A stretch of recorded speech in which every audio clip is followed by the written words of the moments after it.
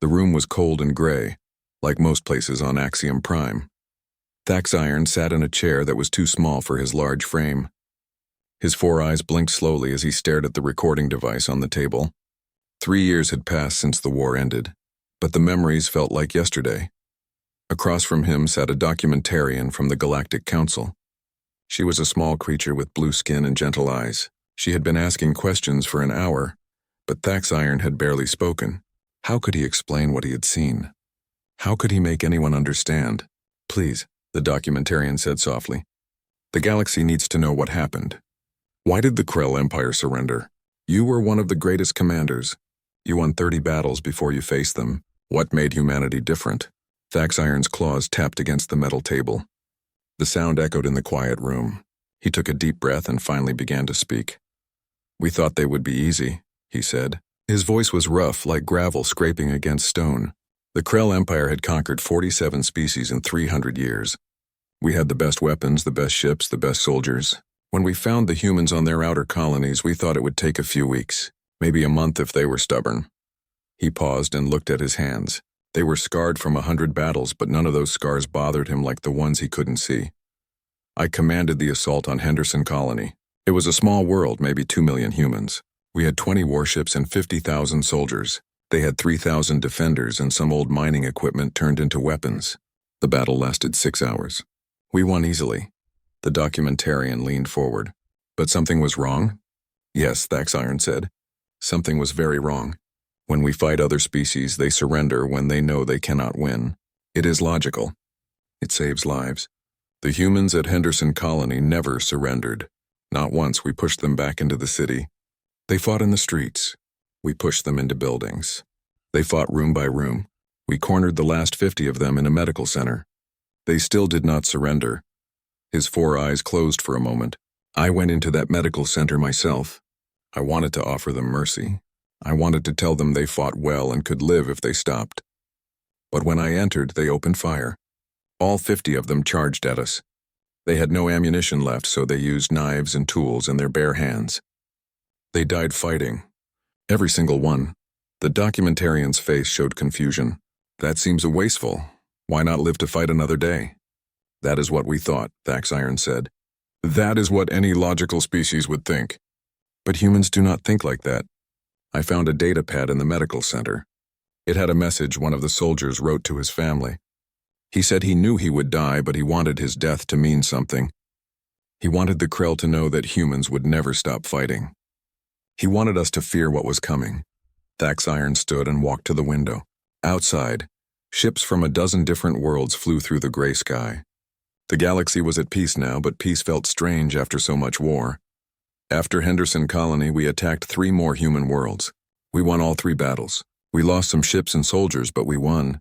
The Krell High Command was pleased. They said the humans would surrender soon. They said no species could sustain such losses. He turned back to face the documentarian. But the humans did not surrender. Instead, they declared total war. Every human world mobilized. Civilian factories started building warships. Scientists stopped their research and started making weapons. Children too young to fight worked in the factories. Old people too weak to fight grew food and made supplies. Their entire species became a war machine. The documentarian made notes on her device. This is when you realized they were different? No, Thaxiron said. I still thought we would win. I thought their anger would fade. I thought they would see reason. I was a fool. He sat back down heavily. The Krell Empire had been expanding for centuries. We knew how to break a species. You destroy their military, then you destroy their infrastructure, then you occupy their worlds. Fear and power make them submit. It always worked before. But not with humans, the documentarian said. Not with humans, Thaxiron agreed. They did something we never expected. They learned from us. After each battle, they studied our tactics. They recovered our technology from destroyed ships. Within 3 months, they knew how our weapons worked. Within 6 months, they had built better ones. Within a year, they were using our own strategies against us. He pointed to a scar on his arm. I got this at the Battle of New Austin. My unit was ambushing a human supply convoy. It should have been simple. But the human commander, a man named Jake Murphy, had predicted our ambush. He turned our trap into his trap. We lost half our soldiers in 10 minutes. Murphy escaped with all his supplies and left a message for us. It said, "Learn faster." They were mocking us. The prey was mocking the hunter. The documentarian looked disturbed. "How did that make you feel?" "Angry," Thaxiron said, "and afraid. For the first time in my life, I felt real fear in battle. Not fear of death, fear of the enemy. The humans were supposed to be primitive. They had only been in space for 200 years. We had been conquering worlds for 3,000 years. But they were beating us at our own game." He stood again and paced the room. "At New Austin, I saw something that changed everything. One of Murphy's pilots was shot down. Her fighter was destroyed and falling toward the planet. She could have ejected. She could have lived. Instead, she aimed her burning ship at our command vessel. She crashed into the bridge and killed everyone there, including our fleet commander. The battle ended in chaos. We retreated. One person changed the entire battle," the documentarian said. "One person who chose death over survival," Thaxiron corrected. "Her name was Lisa Grant. The humans made her a hero. They told her story across all their worlds. Thousands more volunteered to fight after hearing what she did. We had killed one of them, and instead of weakening them, it made them stronger." The room fell silent. Thaxiron looked at the recording device again. "That was when I first understood," he said quietly. "We were not fighting soldiers. We were fighting an idea, and you cannot kill an idea with weapons." Thaxiron picked up a glass of water and drank slowly. His hands shook slightly, something the documentarian noticed but did not mention. The Krell warrior put the glass down and continued his story. "After the first year of war, the Krell High Command expected humanity to collapse. We had destroyed 15 of their colonies. We had killed millions of their people. We had blockaded their trade routes and bombed their factories. Any other species would have begged for peace. The humans just fought harder." He pulled up a holographic display from his datapad. Images of burned worlds and destroyed cities filled the air between them. "These are the worlds we conquered. Look at them carefully. Do you see anything strange?" The documentarian studied the images. "They are completely destroyed. Nothing is left standing." "Exactly," Thaxiron said. "We did not destroy them like this. The humans did. When they knew they could not hold a world, they destroyed everything useful before we arrived. They burned their own cities. They poisoned their own wells. They demolished their own factories. They left us nothing but ash and rubble." He swiped to another image. "This is New Austin, 6 months after the battle I told you about. Jake Murphy and his people held this world for 3 months against our occupation. They used guerrilla tactics. They hid in the ruins. They attacked our supply lines. They made us afraid to patrol at night." The documentarian looked at the image of soldiers moving through destroyed streets. They looked nervous. Weapons pointed in every direction. Murphy knew every street, every building, every tunnel. Thaxiron continued. "His people had lived there their whole lives. They knew we were stronger in open battle, so they never gave us open battle. They hit us and disappeared. They booby-trapped buildings. They sent false surrender signals and then exploded bombs. They poisoned our food supplies. They hacked our communications." He closed the hologram. "We lost 800 soldiers on New Austin. Not in battle. In ambushes, traps, and accidents that were not accidents. Murphy killed more Krell with fear and frustration than he did with bullets. My soldiers started to break down. They could not sleep. They jumped at shadows. They shot at civilians who might have been fighters or might have been innocent. The humans were destroying us without even fighting." "How did it end?" the documentarian asked. "We burned the entire city," Thaxiron said flatly. "We used orbital bombardment and killed everyone. Murphy, his fighters, and 20,000 civilians who were probably helping them. We had to destroy the whole place just to feel safe. That was what the humans had done to us. They made us into monsters." He stood and walked to the window again. But that was just one world. The war was happening on 50 fronts, and on every front the humans were doing the same thing. They were learning. They were adapting. They were becoming more dangerous every day. Thaxiron turned back. "The Krell Empire has fought many wars. We have battle computers that calculate the best tactics. We have strategies that are thousands of years old. We thought war was mathematics. You calculate force, position, and resources, and you know who will win. But humans do not fight with mathematics. They fight with something else. Something we did not have." "What?" the documentarian asked. "Imagination," Thaxiron said. "They make up new ideas in the middle of battle. They try things that should not work. They break their own rules if breaking rules helps them win. Every human commander fought differently. Murphy used guerrilla tactics. Lisa Grant used sacrifice, but there were hundreds of others, all fighting their own way. He pulled up another image. This one showed a woman in a military uniform covered in medals. This is Captain Amy Brooks. She defended a space station called Firebase 17 for 4 months with only 200 soldiers. We sent 5,000 soldiers to take it. She won. The documentarian's eyes widened. How? She used psychology, Thaxiron explained. She studied Krell culture from captured databases. She learned that we value honor and direct combat, so she made the battle dishonorable. She filled the station with traps that seemed cowardly. She used hidden speakers to play sounds that disturbed Krell hearing. She made the station into a haunted house from human horror stories. He laughed, but there was no humor in it. My soldiers went crazy in that station. They heard whispers in the walls. They saw movement in shadows. They found bodies of their friends arranged in strange ways. Brooks turned war into theater, and we were her audience. When we finally retreated, we had lost 3,000 soldiers. Brooks had lost 50. The documentarian looked at her notes, trying to understand. It sounds like the humans understood you better than you understood them. Yes, Thaxiron agreed. That was their greatest weapon. They studied us. Every captured Krell was questioned. Every destroyed Krell ship was analyzed. Every battle was recorded and studied. They built a database of Krell psychology, technology, and tactics. Within 2 years, they knew us better than we knew ourselves. He pulled up another image. This is Paul Henderson, no relation to Henderson Colony. He was a sergeant in the Human Marines. He wrote a manual on fighting Krell soldiers. It covered everything. How we move, how we think, what we fear. He distributed this manual to every human unit. Suddenly, every human soldier knew exactly how to fight us. Thaxiron sat down again. But the worst part was their innovation. They did not just copy our technology, they improved it. They took our plasma weapons and made them more efficient. They took our shield systems and made them stronger. They took our battle armor and made it lighter and more flexible. They had human scientists named Nina Walsh and Carl Stevens who led research teams. They worked 20 hours a day every day creating new weapons. Walsh designed a missile that could track Krell ships through hyperspace.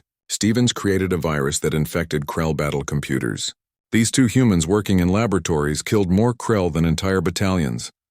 The documentarian was writing quickly, trying to capture everything. It sounds like humanity mobilized their entire civilization. They did, Thaxiron said. That is what made them unstoppable.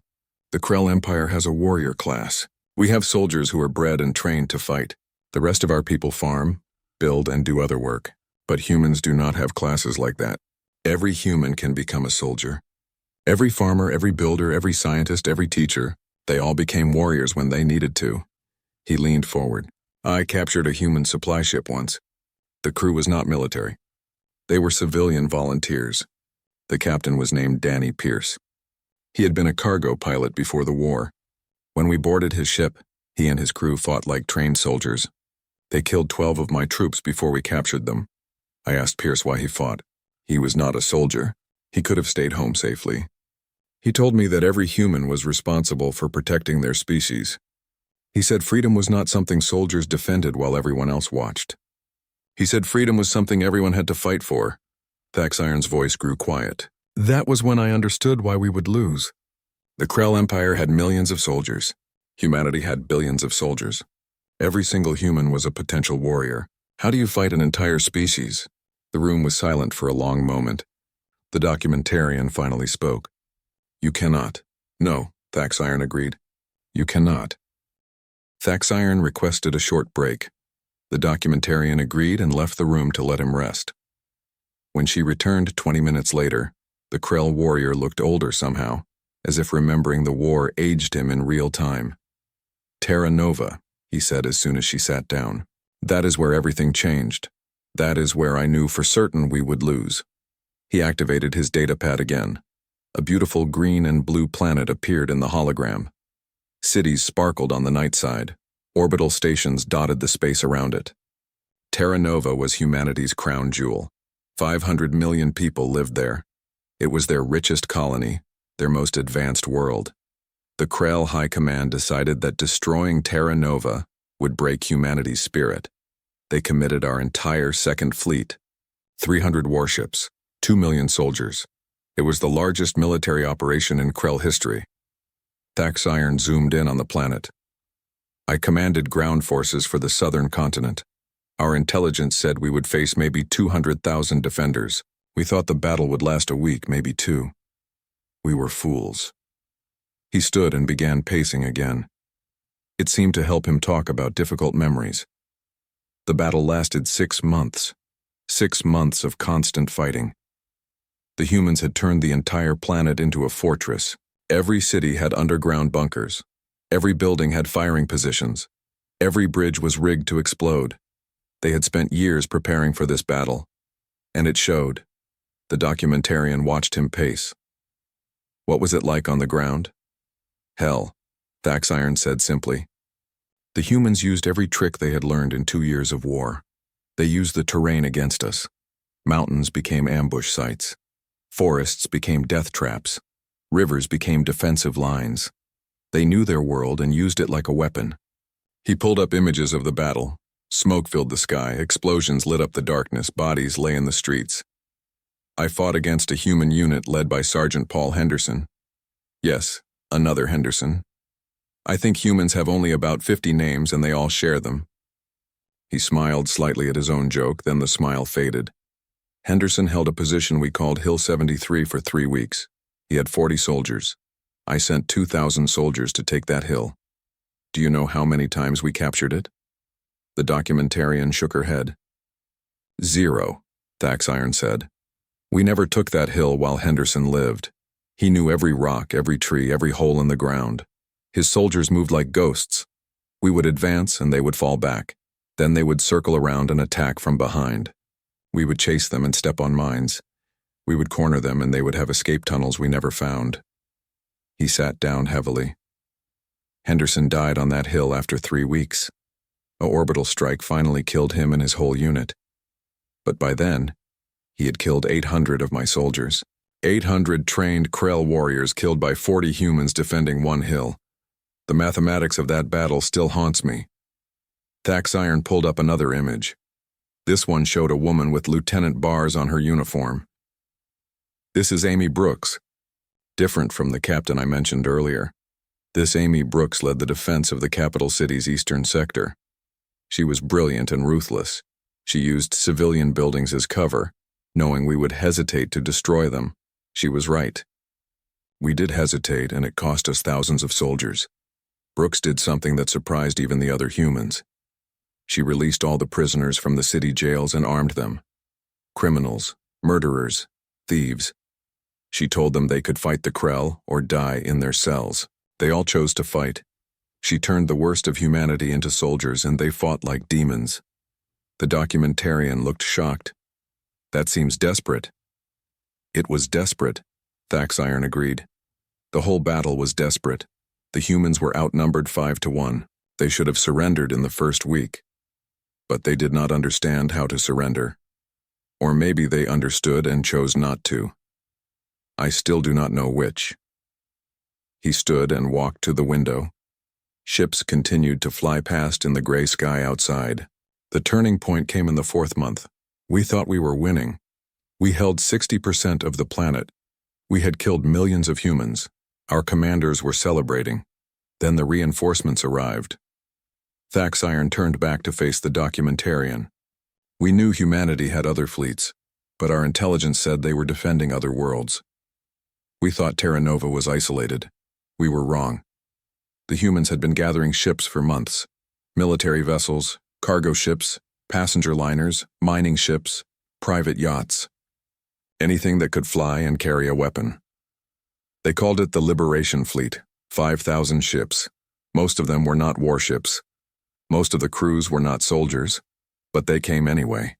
Captains like Danny Pierce and Helen Moore brought whatever ships they had. They came from 100 different worlds. They came to save Terra Nova. He pulled up images of the space battle. Thousands of ships filled the screen, engaging the Krell fleet. The cargo ships rammed our warships. The passenger liners fired mining lasers. The private yachts released fighter craft. It was chaos, it was illogical, it was effective. We lost half our fleet in 6 hours. The humans lost 3/4 of their ships, but they won the battle. They drove us back and broke our orbital blockade. Thax Iron sat down and put his head in his hands. That was when I knew. We could kill humans. We could destroy their ships. We could burn their worlds. But we could not break their will. They would keep coming. They would keep fighting. They would lose 1,000 ships to destroy 100 of ours and call it victory, because they were still fighting. He looked up. But what truly broke me happened in the command center. We had captured a human medic named Carl Stevens in the 2nd month. We kept him prisoner for intelligence. He was just a doctor. He healed people. He should not have been dangerous. During the final space battle, our command center was attacked. Stevens was still in his cell in the basement. He should have waited there safely. He should have waited for rescue. But humans do not wait. Thax Iron's 4 eyes closed. Stevens overpowered his guards. I still do not know how.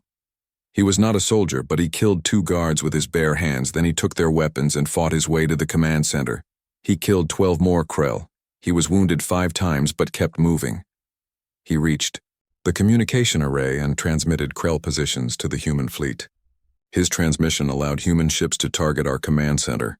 He died doing this. But his actions led to the destruction of our command center and killed our fleet admiral. The battle ended in chaos. We retreated. The documentarian was writing rapidly. 1 medic changed the entire battle? 1 medic who refused to be a prisoner, Thax Iron said. 1 healer who became a warrior when needed. That is what humanity is. Every single one of them can change from peaceful to deadly in an instant. Every single one of them is dangerous. He stood again. After Terra Nova, the Krell Empire began to fracture. Our subject species saw what happened and started to rebel.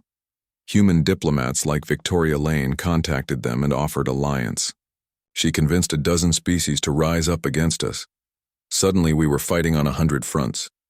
We had numbers and technology, but humans had something more important. They had will. They had imagination. They had the ability to turn anything into a weapon and anyone into a soldier. How do you fight that?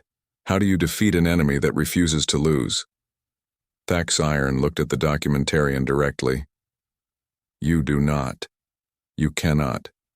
You can only hope they show mercy when they win. The room fell silent. Outside, the gray sky was getting darker. The interview had lasted hours, but there was still more to tell. The documentarian ordered food for both of them. Thax Iron ate slowly, lost in memories. When they resumed, his voice was quieter, more tired. After Terra Nova, I was reassigned to the outer territories. The High Command thought the fighting would be easier there. They were wrong. By the 3rd year of the war, there was no easy fighting anywhere. The humans were everywhere, and they were winning. He pulled up a star map. Red markers showed Krell territory. Blue markers showed human territory. The blue was spreading like water, covering more and more of the map. This is when I started to understand human psychology. They fight differently than any species we have encountered. Most species fight for territory or resources. They have clear goals, clear limits. But humans fight for ideas. They fight for concepts that cannot be touched or measured. Thax Iron pointed to one of the blue markers. This is Research Station Omega. It was not strategic. It had no valuable resources. It was just a science station where 40 humans worked on long-term projects. My battalion of 2,000 soldiers was ordered to capture it. The station was led by Lieutenant Kevin Shaw. He had 1 platoon, 40 soldiers and 40 scientists against my 2,000. I offered him surrender. I promised safety for everyone if they gave up peacefully. He refused. The Krell warrior's claws tapped the table. Shaw turned that station into a fortress. He knew every corridor, every vent, every system. He rigged the whole station with traps and ambushes. He used the life support system as a weapon, adjusting oxygen levels to confuse my soldiers. He used the artificial gravity to throw us off balance. He turned the lights on and off, making us afraid of the dark. The siege lasted 2 weeks. 2 weeks to capture 1 small station. We lost 300 soldiers.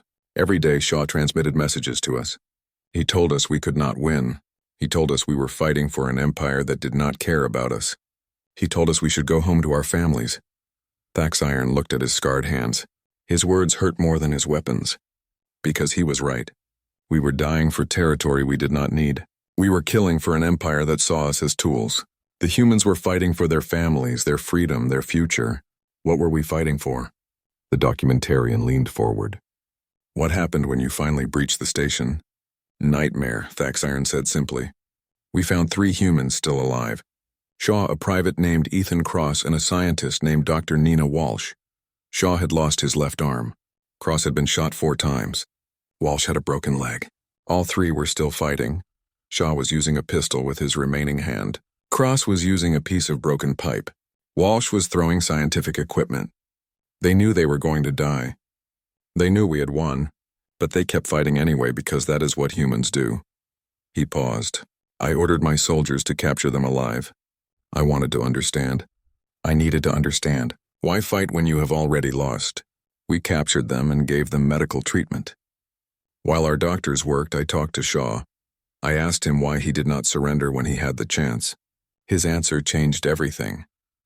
Thaxiron stood and walked to the window. Shaw told me about a place on Earth called Thermopylae. 300 human soldiers held off an army of hundreds of thousands for 3 days. They all died. They knew they would die. But they died to give their people time to prepare. They died to show that humans do not give up. He told me about a place called the Alamo. A few hundred humans defended a fort against thousands of enemies. They all died, but their sacrifice inspired their people to keep fighting and eventually win. He told me about a city called Stalingrad. Millions of humans died defending one city. The battle destroyed the city completely, but the humans won because they refused to lose. Thaxiron turned back. Shaw said humans have hundreds of stories like this. Thousands of years of glorious defeats that became victories later. He said losing a battle does not mean losing the war.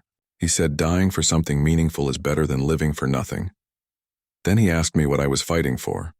What idea was worth my life? What belief would make me stand and die when I could run and live?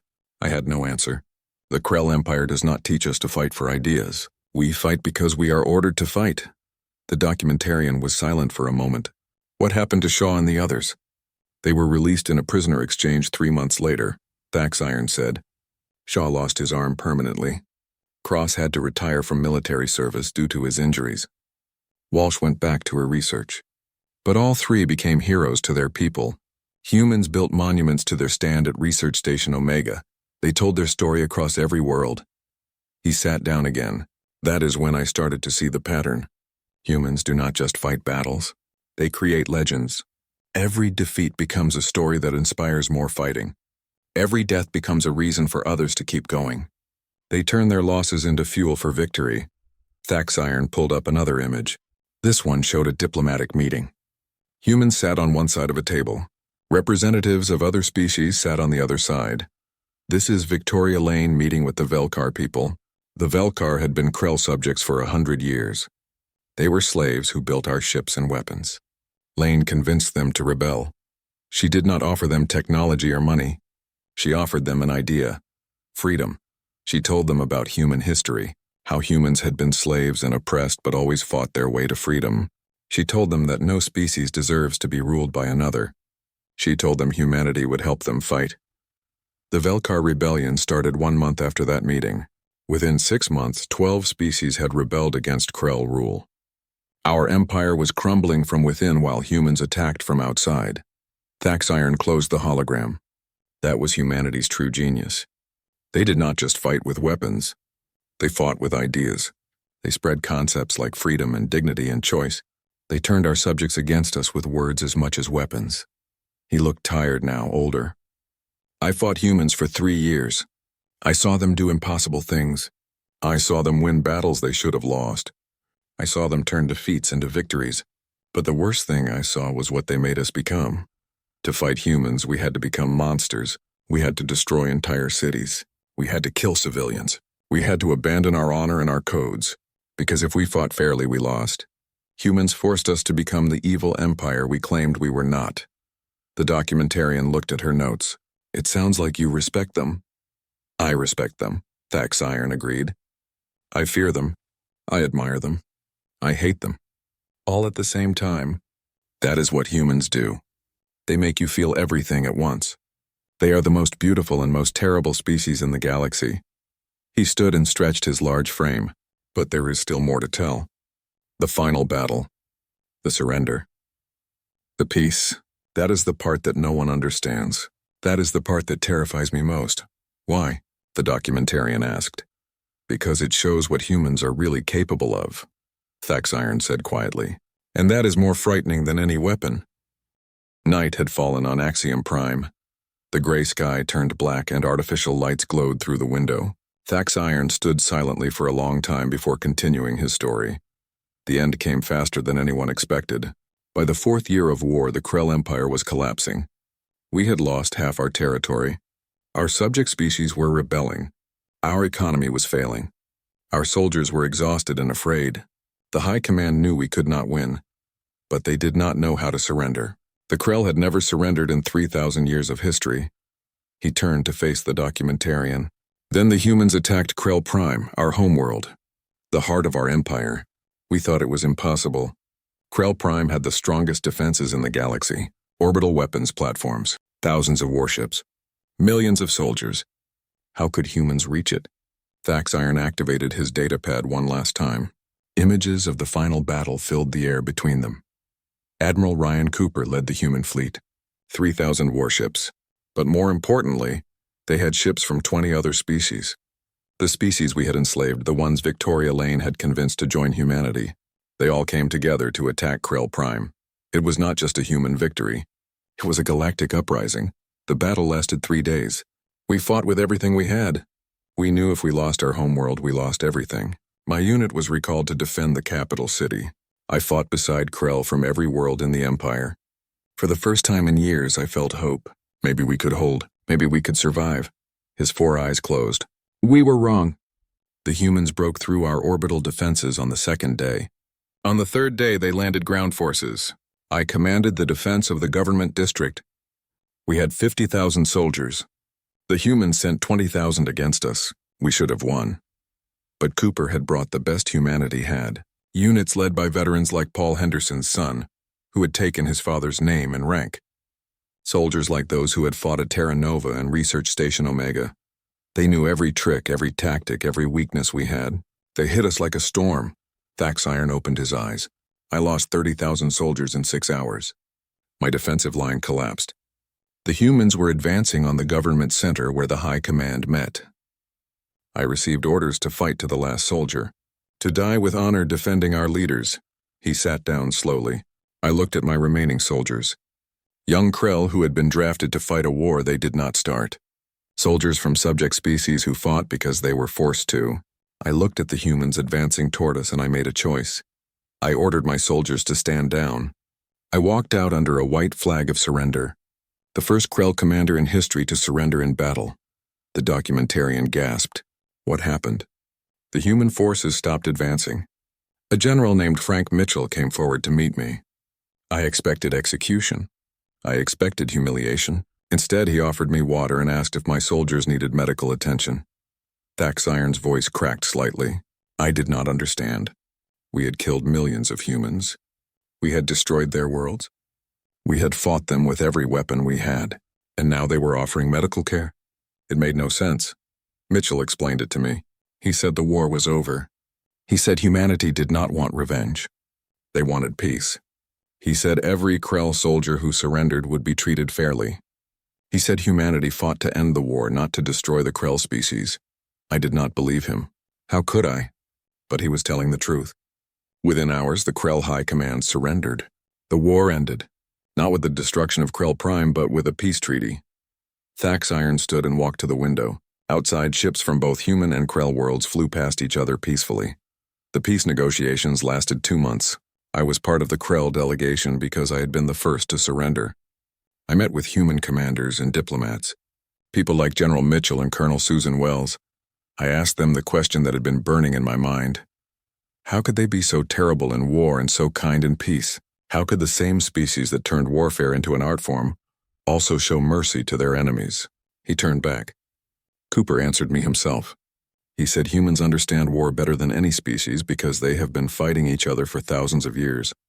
They know what war costs. They know the pain, the death, the destruction.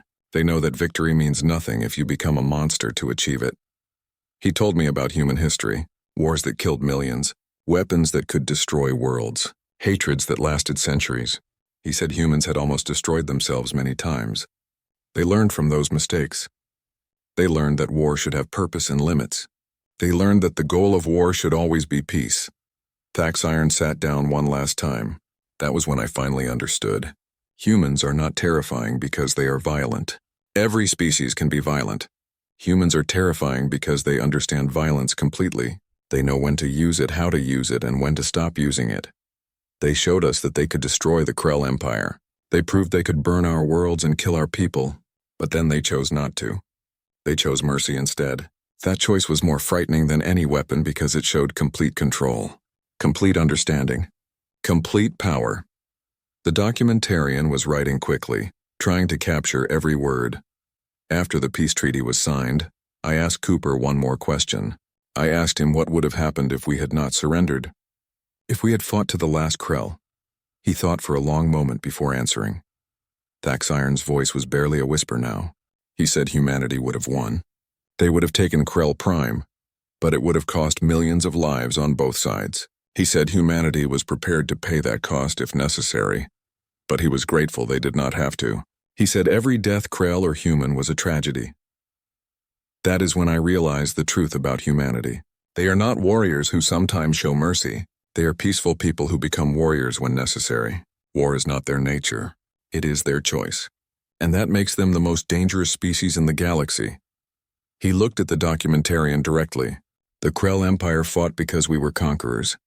We fought for territory and power. But humans fight for ideas, for freedom, for justice, for each other.